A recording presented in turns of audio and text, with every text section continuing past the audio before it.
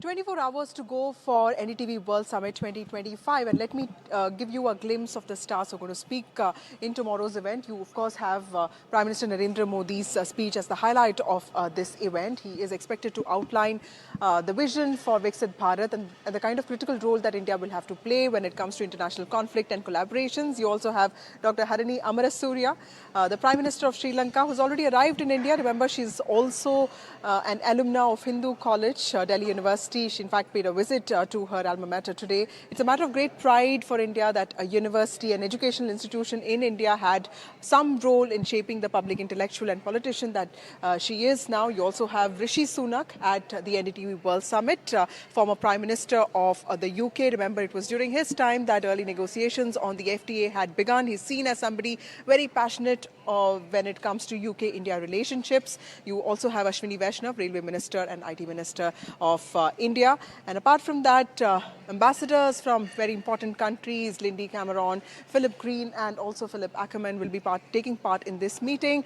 And for entertainment, you also have Ishan Khattar, Samantha Ruth Prabhu, who have made several heads turn, Ricky Cage and Sahil Vasudev, whose music we are very familiar with. And more importantly, policy makers, people who understand how the world is changing and what is expected in near future. Professor Tarun Khanna, Parag Khanna, who's seen as a futurist. These are the people who will be taking part in NDTV World Summit 2025 starting tomorrow. And it's going to be a power-packed panel of experts, academics, diplomats, world leaders, because these are people who will not just help us answer certain questions that have been raised by a changing world order, but will also help us understand what it means for India. And all of this is happening at G20, at the venue of G20 presidency that India hosted in 2023, Bharat Mandapam, India's largest MICE destination. This is where very important international conferences, exhibitions are being held. It's seen as a landmark location